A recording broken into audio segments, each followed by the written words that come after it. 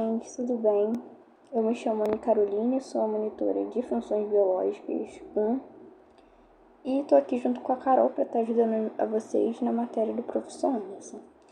Hoje eu vou falar sobre a excreção da urina. O que vai ser a nossa excreção da urina? É uma das principais formas do nosso organismo de estar eliminando as substâncias tóxicas e metabólicas. Ou seja, a urina reflete tudo aquilo que o nosso corpo filtra, reabsorve e decide eliminar. Por isso, o estudo da bioquímica urinária é essencial para a nossa prática clínica, tanto para avaliar as nossas funções renais, quanto para detectar alguma alteração metabólica, hepática e hematológicas. E a nossa importância clínica vai ser na nossa urianálise, que é simples, acessível e extremamente informativa, né, gente? E quais vai ser as funções renais dos nossos rins?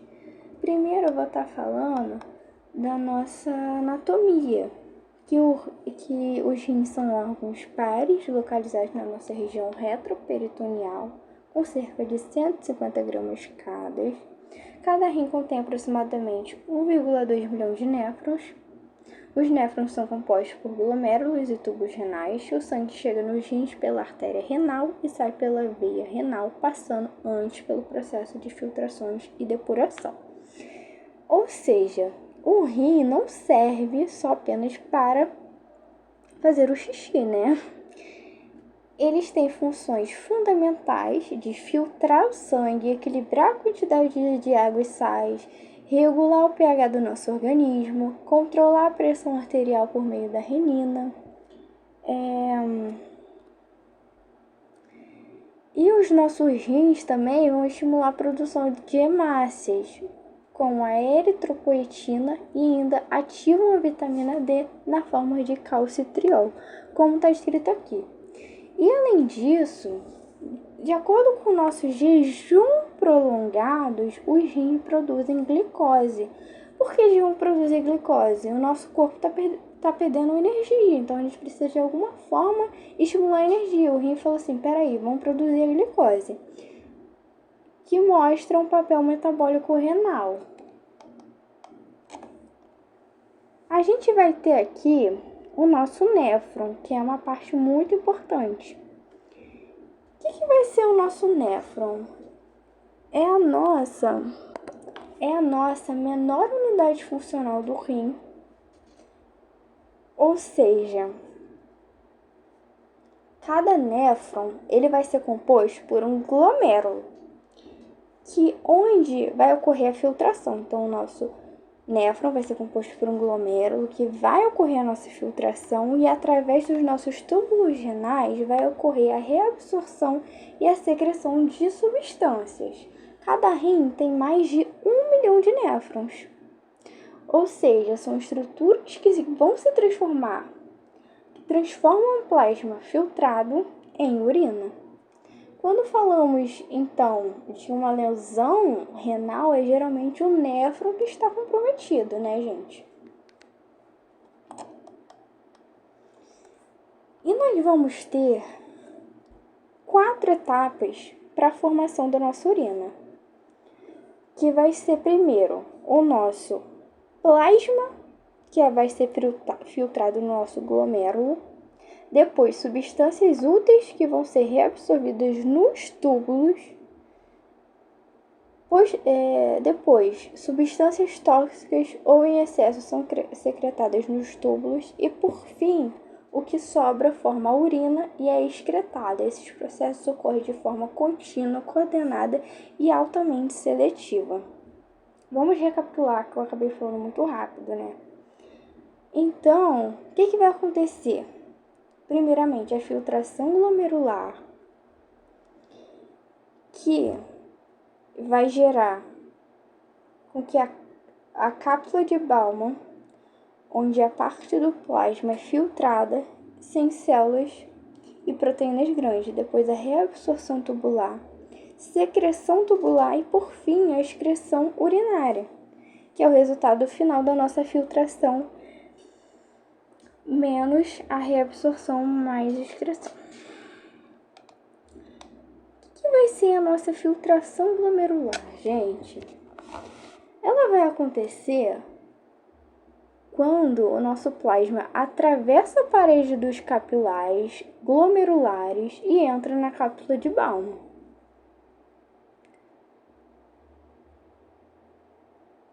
E como que isso vai acontecer? Através de uma pressão.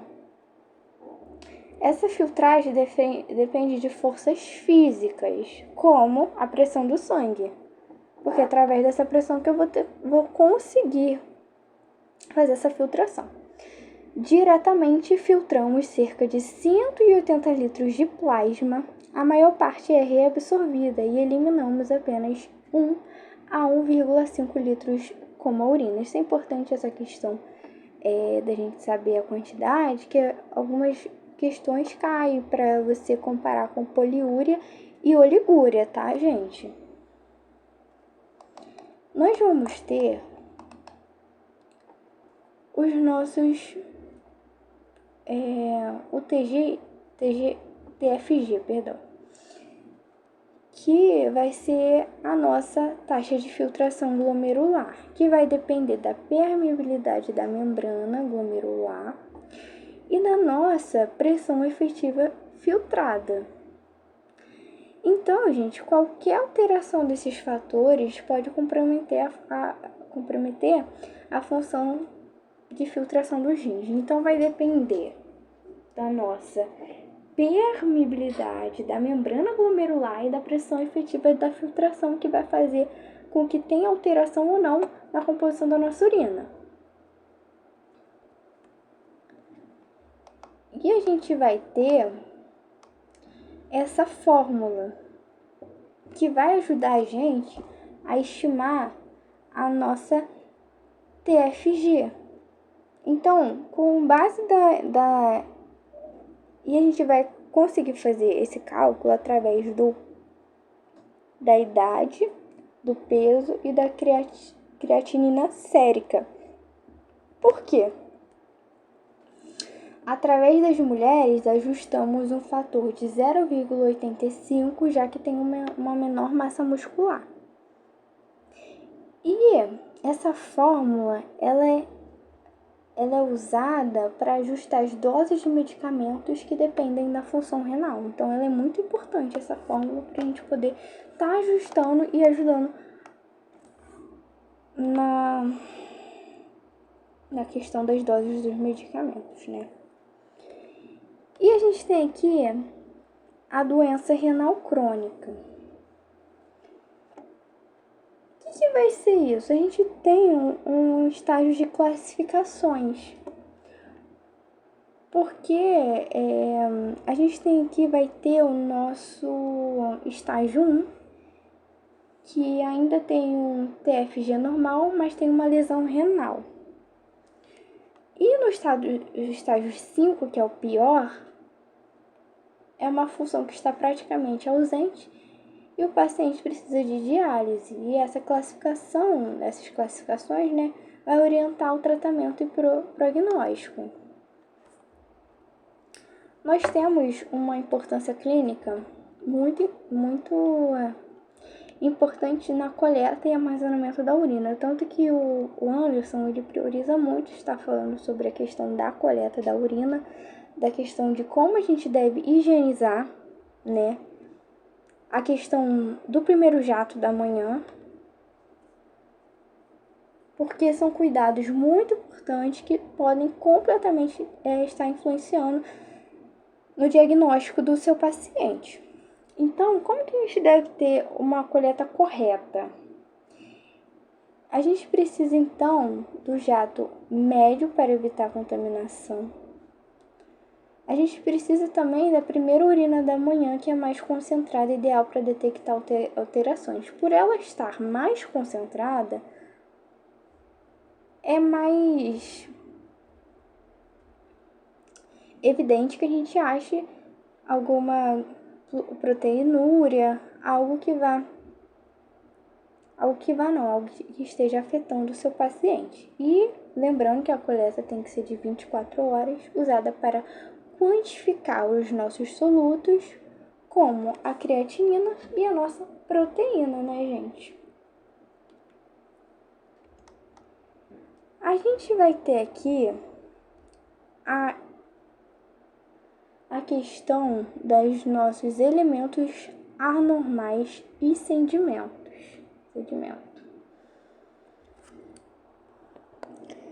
Qual vai ser a importância, gente, desse exame?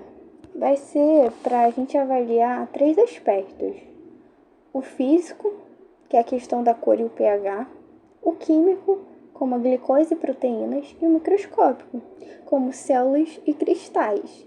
Ele é um verdadeiro raio-x, praticamente, gente, que é o metabolismo renal e ajuda no diagnóstico de várias patologias.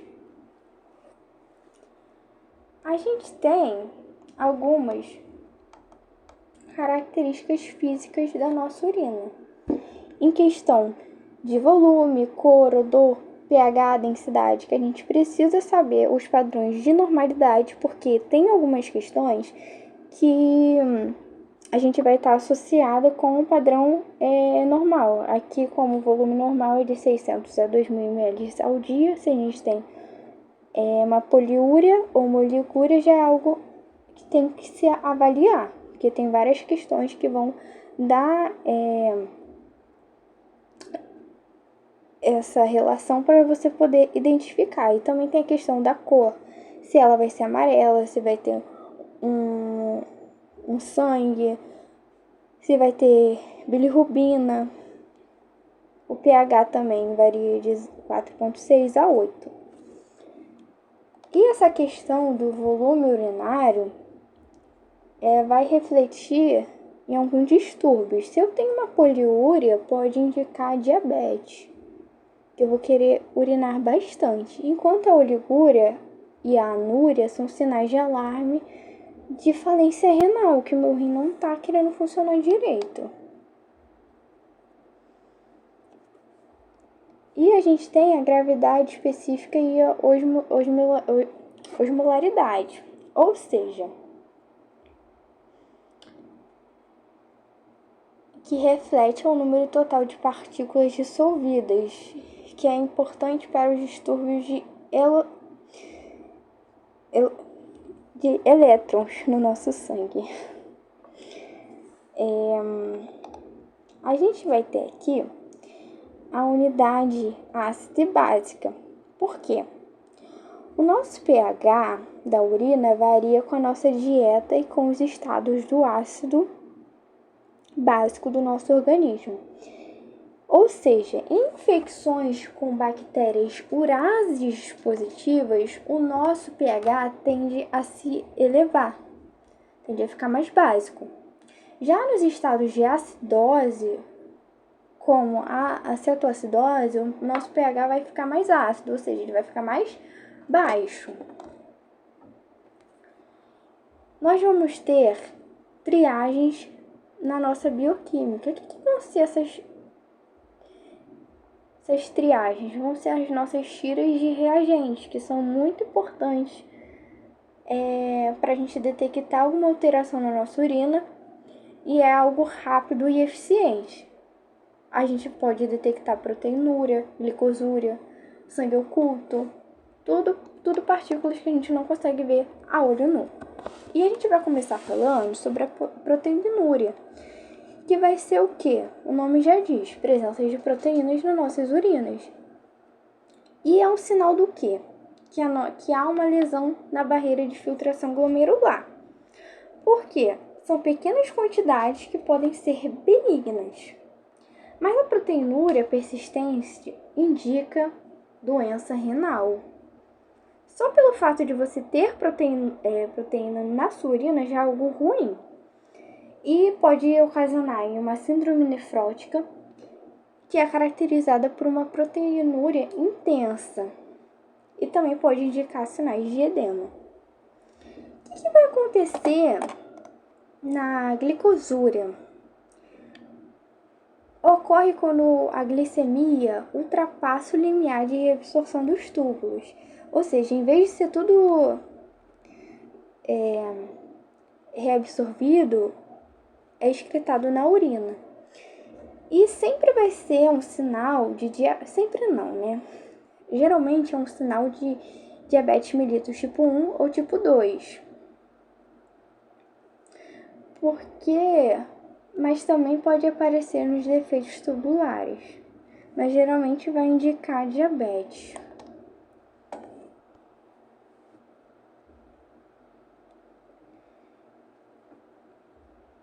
Hemoglobinúria. A gente vai ter a hematúria, que é a presença de eritrócitos intactos na urina e pode indicar infecções ou glomerulopatias. A nossa hemoglobinúria ocorre quando as hemácias se rompem e libera hemoglobina, como em hemólise, e ambas deixam a urina avermelhada, mas tem causas diferentes, mas na finalidade os dois vão deixar a urina mais avermelhada. Geralmente, gente, preste atenção na questão de cetonúria, que sempre pode cair a questão de cetonúria, bilirrubina, essas coisas, sabe? Mas cetonúria geralmente sempre vai ter alguma coisa falando sobre cetonúria. Que vão ser corpos cetônicos, que vão aparecer na urina quando há uma queima de gordura acelerada. Isso pode ocorrer em jejum, falou também em hálito cetônico, sabe? Dietas cetogênicas ou mais graves, cetoacidose, que falou também que o seu pH tá ácido, já é um indício também de cetonúria. E é um sinal de alerta metabólico. Então, geralmente, quase tudo vai estar associando que tá algo ácido. Aqui, ó, bilirrubina, importantíssimo também. A bilirrubina é a presença que indica que nosso fígado está com uma função comprometida. Então, a gente já viu bilirrubina e já sabe que o nosso fígado não está muito bom. Ou que há uma obstrução na nossa bile. Já o nosso urobilinogênio, ele vai aumentar na hemólise e nas hepatopatias. São marcadores importantes de função hepática. Se a gente está falando que teve uma disfunção no nosso fígado, alguma coisa, a gente já pode estar indicando a nossa bilirrubina. Eu já acabei falando de urobilinogênio. Vou pular. Ó, nitritúria, importante também. O que vai ocasionar nitritos na nossa urina? Vai indicar infecções de bactérias gram-negativas. Você já deve ter ouvido o Anderson falando disso. Principalmente o E. É uma triagem importante para itus, mas deve ser sempre avaliada junto com outros sinais, como leucócitos e sintomas. Não adianta falar só que a pessoa está com nitritúria, tem que ter outros sinais associados.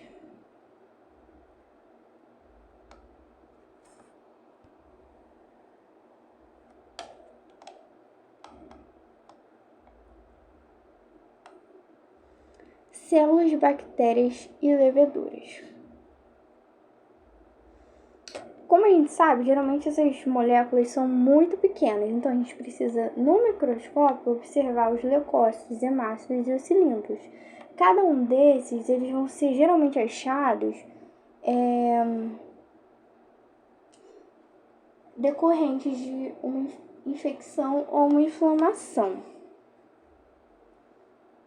Que a gente pode estar encontrando bactérias, leveduras, todos esses achados vão ajudar no diagnóstico e indicar na contaminação.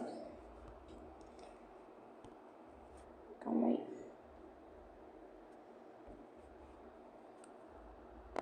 A mesma coisa a questão dos parasitas que a gente vai estar identificando. Não é uma coisa que ele cobra muito, não.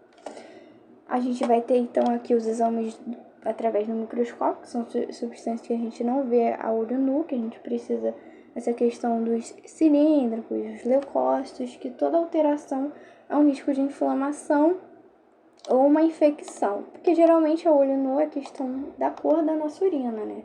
Se ela tá em cor de Coca-Cola, se ela tem algum resquício avermelhado, muito amarelado.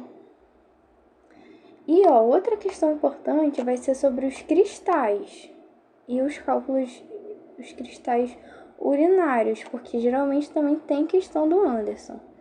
Que os cristais, o que vai acontecer com eles? Eles vão ser formados quando substâncias precipitam na urina. Nem todos são patógenos, mas alguns, como o oxalato de cálcio ou cistina, elas podem levar à formação de cálculos, que vão se agrupando ali e vai formar esses cálculos. Então, essa análise dos cristais ajuda a entender e prevenir a litíase renal. Então, gente, que é a mesma coisa que eu acabei de falar já, a questão dos cálculos renais. Eu acho que não tem mais nada para falar. Eu acho que eu consegui abordar tudo aqui nessa aula. Eu vou fazer questões, mas eu vou deixar um vídeo só com questões, tá? Muito obrigada.